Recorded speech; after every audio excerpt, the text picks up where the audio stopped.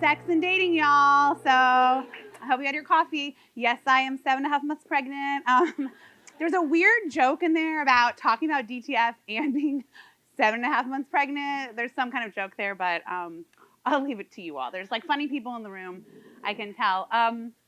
So I'm going to talk about our DTF campaign, but really part of the story is like, how do you take a brand that I'm the first ever CMO at OkCupid. A lot of you might be working with brands that have been around a while and you don't have $1 billion. That's not an inference to Jen. She doesn't either. We're all dealing with struggling budgets, but you don't have a lot of time or money to like jumpstart a brand. OkCupid was really interesting, and a lot of people are really surprised to hear this. I was when I first started talking to the people there about the job, that they had never had a CMO, they had never had a marketing team, they had never had an ad campaign. The Instagram page 2 years ago had like 1,100 people. Your cat has more followers than OkCupid's Instagram page. It was a business that they were early. They were one of the first. They were really good at matching people, and they didn't have to worry about it so much. But times had changed. By the way, always get yourself an illustrated headshot. it's like Botox but better. Someone did this for me. I did not say, hey, I only do headshots in illustration, although I will do it now. So I'm going to talk a little bit about how do you break out, but really when I say differentiate yourself, it does mean when you have no money and no time and a new team and there's no benchmark, oh, we know that, Facebook ads really work for us, or Pinterest works, or TV ads work, or out-of-home works. We had no idea and we had no time and we had a very, very competitive space. So what the hell do you do? Oh, and by the way, it's a highly emotional category, and deciding to even download a dating app is kind of scary, right? And you feel vulnerable and all of these things. So how do you go then and get people excited about a brand? It's been around a while. And dating apps are interesting. Who has been on a dating app? This room, by the way, needs to raise their hand a little bit more. I know everyone's had coffee, but I don't want to see shy hands or see everyone wake up a little bit. Who has been on a dating app in this room? All right, that's much better, thank you. So we had a hard situation, and I joined, and it was it was a challenging time. I had never worked at a dating app. Most people wouldn't have, right? There's not that many in the world. The new players have a hard time emerging, which is why you'll hear about something and then it goes away very quickly. But a kind of, for those of you that are in this situation, this is a simplified version of how we thought about, okay, we're gonna bring it back. We're gonna bring the brand back. And it was really these three pieces of, okay, who's your target? Who are you going after? And it's an obvious thing, right? But if you're trying to boil the ocean, you're going after everyone, it becomes really, really hard to make difficult decisions. All right, I got 10 grand influencers this week. Who am I going after? If you aren't aware of who you got to win first, you're going to be just totally overwhelmed. And whoever's the pushiest salesperson is going to win your money, which is not the way to do it. The second thing was create a brand position that actually excites people and gets them interested and engaged. And again, yeah, that's marketing 101. But I think a lot of us could probably think of brands that we can't tell you what the brand positioning is. We can't tell you what that is. Last night on the phone with Refinery 29, the reporter said, I think you guys are the wokest dating app. I can't say wokest, I'm not that cool. But I was that, if I can get a reporter to say that to me, that is what I want to do. And the third is have a statement that cuts through. When you are not the king of the hill, and most of us are probably not at the king brand, you have to be a little more provocative, and you have to be a little edgier, and you have to be a little more bold and a little uncomfortable, or funnier, or a little more daring, or ooh, I don't know if I like that, but you have got my attention, ma'am, sir, whomever. So this is how we thought about that. I think, the easiest example of cutting through when times are not good is Old Spice, right? But I found myself in the OkCupid group using that example a lot, because what I would say is Old Spice was so dead, you didn't even know that brand existed until they did something really funny and really bold, and they hit you again and again and again and again. And now they've helped create, a men's grooming category that's worth billions. I'm ex-beauty and I had a men's brand, so I studied that category maybe a little more than I wanted to. I tell you a lot about Irish Spring soap. But they without doing something that bold and that like funny and the guy and the horse and the whole thing, you probably would have just like, whatever, you know? So these are the three principles we thought about. So the target and the opportunity. OkCupid, I'm so proud to say, is exclusively inclusive. We are the most inclusive dating app in the world. We serve 22 gender options, 13 sexual orientation options. We enable you to choose up to 5. What we have learned is that sexuality and gender and many of the ways in which people identify is fluid, and it's not just one. And I should encourage people to be able to have a number of ways in which they reflect themselves. We're also, by the way, I think part of the reason why OkCupid is so inclusive is because we're one of the only dating apps born and bred in New York City. In fact, my office, thank you, Jeff, this conference is 3 blocks from my office, so I can pop back over there, although maybe I'll just not do that later. That actually made things a little bit hard. There are a lot of dating apps in the market, but many of them are specific. Grinders for gay men, Chappie, same thing.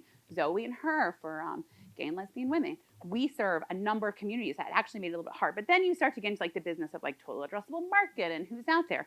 And one of the categories we needed to win was the single straight girl. We do great with the LGBTQ community. By the way, did you know that 80% of LGBTQ marriages come from a dating app? Isn't that awesome?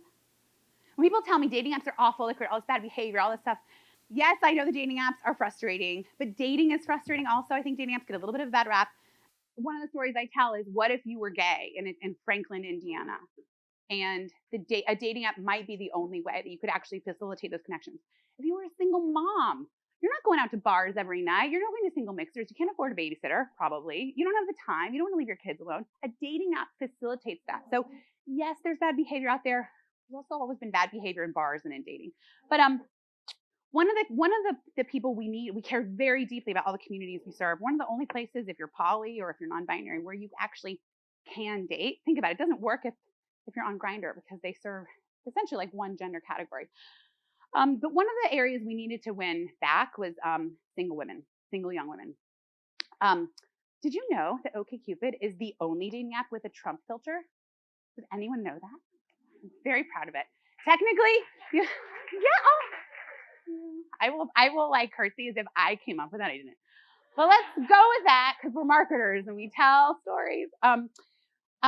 We started looking and paying really close attention to this young female dater. And what we started noticing was this massive shift that happened as the presidential election was happening and continued on to this day. And one of those shifts was around politics and dating. And it is fascinating. By the way, we're the only ones that can tell you that there's been this unprecedented shift in the role of politics in dating. And that is because we've been around 15 years. So we can measure that difference. There's other dating apps that are new, but there's a couple of problems with them. The profiles are a little shallow. So I can't tell you what people are talking about because it's like, I'm Mark, I work in finance, I live in Murray Hill. Mark, you sound great. But I actually would like to know, do you own a MAGA hat? That's what I would like to know. So, this is just an example of one of the ways we started to think about this woman. OkCupid is very big in cities, so we have a lot of progressive daters. We don't take a stance on most political issues. You can use that Trump filter to filter in or out. But I'm going to let you guess, there's one direction that most people use the Trump filter for on OkCupid. So we started noticing things like one of the profile pictures. So on your dating app, your profile pictures are important. By the way, first dating tip, update your profile. Most people set their profile and then they don't touch it. And it's like, I can't wait for the Breaking Bad finale. And you're like, wow, you really don't give much about this profile. The secret why you also want to update your profile, by the way, tell your single friends, is the algorithms react like you're new. So if you add a new picture or just a new line, like, oh my God, Game of Thrones, like, I'm actually like dying every night. I need to watch puppy videos on YouTube on Sunday nights after like watching these episodes. The algorithm acts like you're new. They show you new people. They show you to more people. And essentially that good behavior is rewarded. So we started noticing that one of the profile pictures of young women was from the Women's March. And how cool is that? Like, millennials get a bad rap, and some of that is fair, being shallow and very much about appearance and all these things. But we noticed something very, very different. And that's so different from my generation, my parents' generation of don't talk politics until you're 6 months into the relationship, or it's locked down, or never talk politics. Now, young women in particular, young men too, and certainly LGBTQ, but a bigger issue for straight couples, did not even want to match if certain political ideals did not align with their own. And that was a powerful moment. So we started leaning into the big way. But it really helped drive the brand positioning of our DTF campaign. By the way, who saw this in New York? Did anyone see it in New York? That's good. That's good out of home buy then. Substance over selfies. And it tied to the product. So again, like something we all hear, but the brand positioning should tie to like what's that differentiator of your product. Phillies fans, passionate. I went to a Phillies game in Colts blue and I put my jacket on real quick. So what is, Pat, she talked about passion and like tying into that and wanting to know 24/7, like what was happening. For us on OkCupid, you cannot set up your profile without answering at least 15 questions. And that does two things. If you're not going to be mindful, and if you're just looking for the ego boost of like the hot or not swiping and voting, you're not going to take the time to do it. So it does that. The second thing is it tells you that your story has a little more value. I ask you, are you looking for someone to go home with or someone to come home to? And that actually acts as a filter. I'm going to turn off people that are looking for hookups. We also ask that explicitly, looking for hookup or long term. But we start to turn off the questions you ask are filters. And that's why we have this match percentage. But because we insist on these questions, because it takes longer to set up your OkCupid profile than it does to order an Uber, and that's not true of all dating apps, we're really leading to the substance of who you are. And by the way, this is also informed by like academic research of what makes for a great relationship.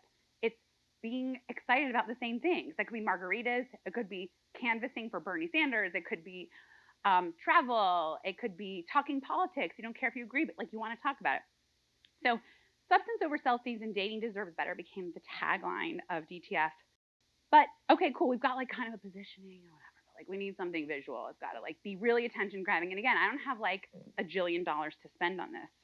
I think most people probably know what DTF means, but I'm going to say it because it's the morning and it's not even noon. DTF means down to fuck. This is again, it's so awesome saying that, so pregnant. When we worked with Whited and Kennedy, they are, world class. And when we were talking about things, we said there are things about dating that we want to change. DTF is a label that straight guys use with other straight guys to talk about girls.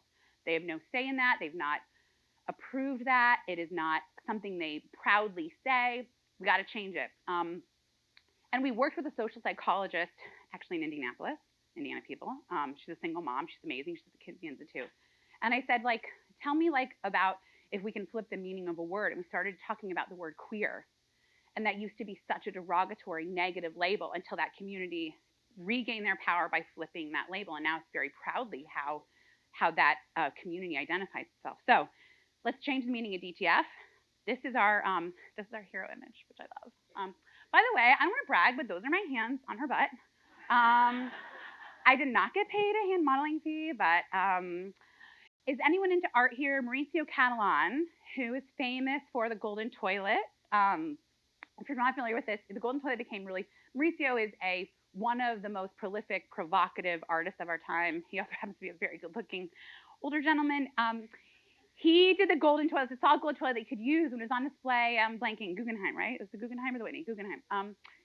The White House asked to borrow a Monet or a Van Gogh or something from the Guggenheim. All presidential administrations ask this. It's just not even like a question. They always say, oh, I'd like to borrow the bottle of painting for the term, and we're going to put it in the Oval. And the museums always say, yes, yes, of course. Well, the Guggenheim, when they said they heard, I think it was a Van Gogh, said, oh, Trump's administration would like a Van Gogh, said this, and said, we will give you the golden toilet. And we were working with Mauricio at the time, and I sent him a note and just said, this is like the best PR. He's like, I don't care about PR, but I actually love this statement. So Mauricio Catalan shot the ad for us. For those of you who are like, I got a limited budget, I got a limited time, I don't know how to make this make more miles. We wanted someone who had a story. Initially, we thought, let's get a young progressive photographer to shoot this. We had looked at the work that Mauricio and his partner on Toilet Paper Magazine. If you haven't looked at it, it's just like visually so, it's like a feast. It's so cool. They don't do commercial work really, but they agreed to shoot this for, I think because we wanted to make a statement. So with DTF, we started to think about, you're down to fall head over heels. You're down to talk politics. The F should be whatever the fuck you want it to be. And that is going to be down to fly the red eye. Some of you may have seen on the subway. We switched. It was an African-American guy and a white girl, and we switched the eye mask. So it looked like his eyes had been like digitally like put on her face. Things that you want to do in like early in that relationship, like flying the red eye, because we hate flying the red eye. But like when you're new in a relationship, it's like kind of romantic and fun, and you sit mimosas and the whole thing. You want to talk politics. You want to finish my novel was one of our concepts, because that, you know, the insight is many of us have a side hustle. If you're in your 20s, it's now like part of the thing to have an Etsy store, or you're working on your book, or you're a writer, or you make jewelry.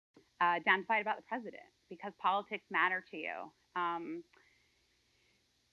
By the way, that first image, we went into it shooting a guy and a girl, and then we said on set, like, and actually it was she was on staff for Mauricio Catalan, the artist, and we said, like, put her in makeup and have her hold the model, and that became our favorite image of the whole thing. And by the way, I have to tell you, one of the ways that we knew this campaign worked is the day it went up, we started seeing people post about it. And one of those beautiful posts was a woman who said, I have not seen like beautiful lesbian women in a commercial ad. And I'm like, on my way to work, I get a little choked up, crying about it. And, you know, we just thought, okay, now we're doing a thing. The other thing is Citizen Go, an ultra-right group, started a petition that said that to get our ads taken down. And they said, because one of the cities we brought it to was Portland. And in Portland, of all cities, which is like super liberal, they started a petition. And one of the things they said was, you know, this campaign is promoting lesbian sex and a few other things. And we're like, yes, we totally are promoting lesbian sex. You've got it. You've totally got it. But it made it to Fox News, which actually, and we poured a little fuel in the fire. So PR. So the other thing, you know, as you're thinking about these campaigns and the stuff they're doing for us, we knew we needed to amplify it. I could not buy every impression. So the combination of being provocative and like visually interesting is what made people post to their Instagram. And don't take my word for it. Like, it's weird because there's lots of weird posts that people put and tag OkCupid, but thousands of people were posting these images. This one is Down to Feel Fabulous. You can't tell so much in this, but he has these incredible red nails. Like, he looks like he's like working on Wall Street, but he has these gorgeous red nails. And, you know, obviously this campaign had to reflect our LGBT communities, which make up a really big part of our user base around the world. But every time we got some pushbacks that Down to Fight About the President, certain cities and communities rejected it. And so we very quickly told everyone that would listen that we were rejected. The city of Chicago would not take a single DTF image. We were able to bring it to life there through billboards owned by various partners that some of you probably work with. But you know, we got a lot of press on it.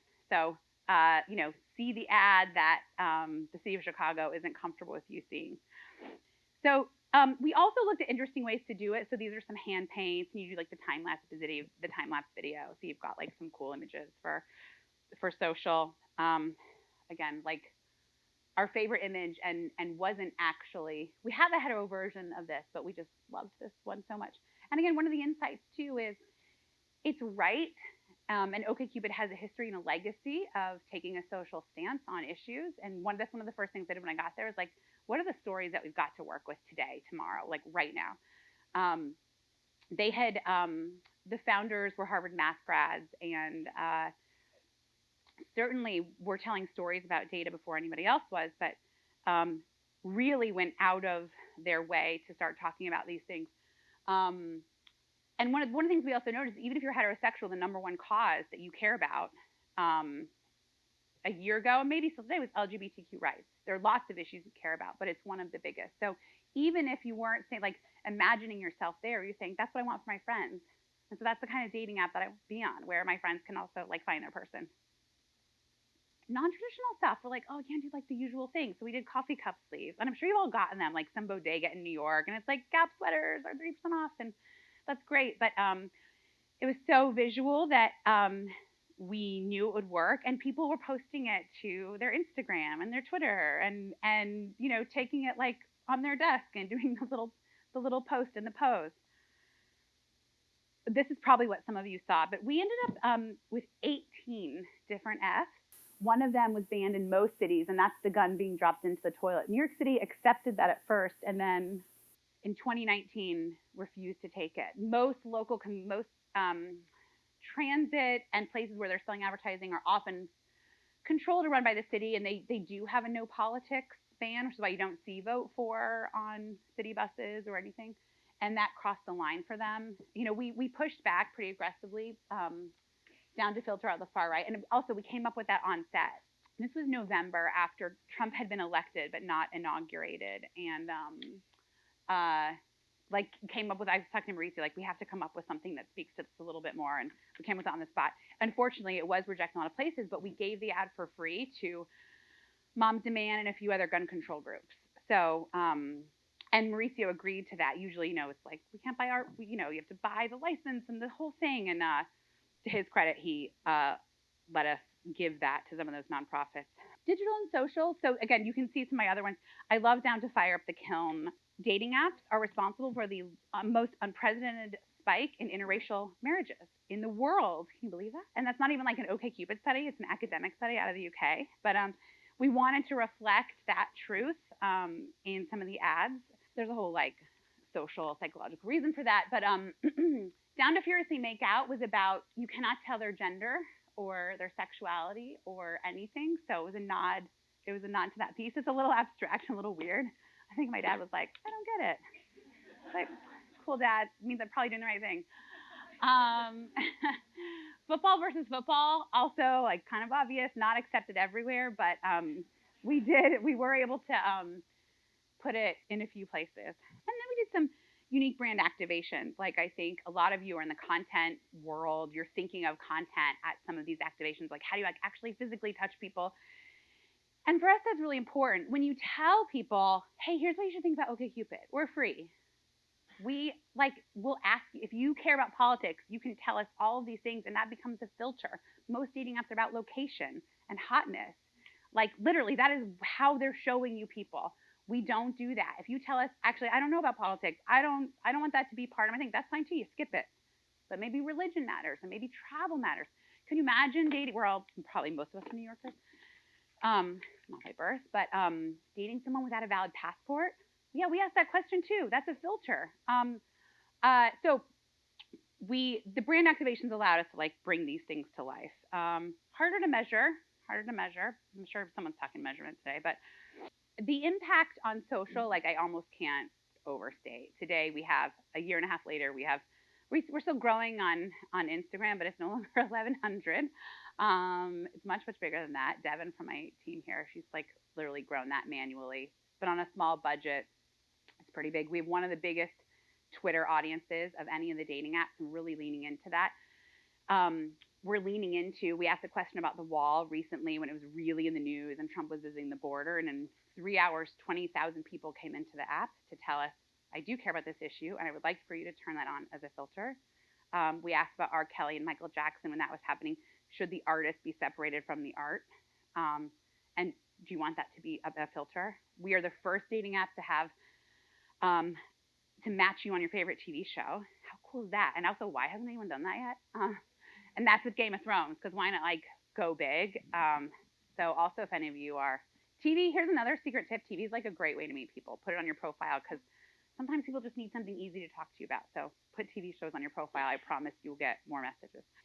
And most importantly for us, like my biggest KPI is like, are more people downloading OkCupid? And they did, like a double-digit increase. Social chatter, it was up. Initially, it was up 50%. It's now up like 250%. I mean, it's like outrageous. Again, I want to stress, like, it's really easy to do that when you have a lot of money. When you don't and you have a small team, it's a lot harder. And DTF delivered that to us in a really big way. So taking a stance on something is not just a good thing to do, it can actually be very good for business. I'll give you a very, very quick story. The Charlottesville rally. That Sunday night, the Charlottesville rally was Saturday, Friday, Saturday. Sunday night, Vice aired a special. On Monday morning at 9:05 or something, we were notified that one of the organizers was on OkCupid. At the time, Trump had still not made any statement condemning the white supremacists. I grabbed the CEO in a meeting like, hey, we just found out this guy's on the app. We're kicking him off and we're going to be public about it, but like short and sweet. Yeah, cool. Okay, great. So fast decision making. We tweeted at the time like 900 followers because this is pre-DTS.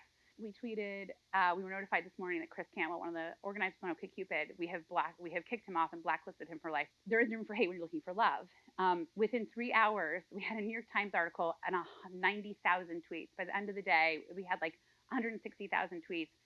I mean, we couldn't actually handle all the inbound requests. It became the biggest day in OkCupid's history in terms of awareness and chatter, just from that simple action and behavior. And so, my advice to that is when there is a moment that feels organic and true to what you're doing, like, do capitalize on it. At the time, because the administration had not been saying anything, we frankly were overwhelmed and so surprised that it was received so positively. But we made note of that, and shortly thereafter, we became the first dating app with a pro-choice filter and a badge. And by the way, if you were a straight guy and you had that badge, you were 6 times more likely to match with a woman. Women say no to everyone, by the way. Guys say yes to everyone. So part of like what we tried to do was like, girls, come on, give him a shot. And when she saw that Planned Parenthood badge, she said, yeah, okay, I'm down. I would like to talk to you. So, that's about being authentically relevant, staying culturally relevant. Like, we're really proud that we're dropping in these questions every day. We'll probably come up with one today about something timely going on in the news. Being shareable. DTF was about getting people to share and post and talk about those things. And all press is good press. Someone said to me, oh, are you a little upset about some of these people banning the ad? I said, thank you for the free press, New York Post, and the hundreds of other outlets that talked about it. So, questions about dating, about out of home, is it cool? DTF, my favorite F, down to fight about the president, definitely one of them. Down to fantasize about 2020 is another favorite one. Yeah. How are you able to be so opportunistic in the moment with your example with Charlottesville? And then are you predominantly relying on Twitter to be your mouthpiece for that? Yeah, that's a really good question. We're not relying on Twitter predominantly. In that moment, Twitter worked for us. And frankly, I reached out to a few reporters myself, and one of them said, a guy at Vice, can I repost this message? So Twitter has been very helpful in certain moments. We were able to be opportunistic by staying very close to the data of what our users care about. Because we have robust profiles, we know what people are talking about. There's been a 1,000% increase in political terms on dating apps. And that ranges from swipe left if you voted for Trump, which is a very common one, to if you didn't vote, I am not interested, to I do care about the Kavanaugh hearings, and if you're not interested in talking about that, please do not swipe right. So for us, being opportunistic about staying close to the data, really thinking about what would resonate and what is our point of difference. Most of the dating apps can't have a point of view on some of these issues for a variety of reasons.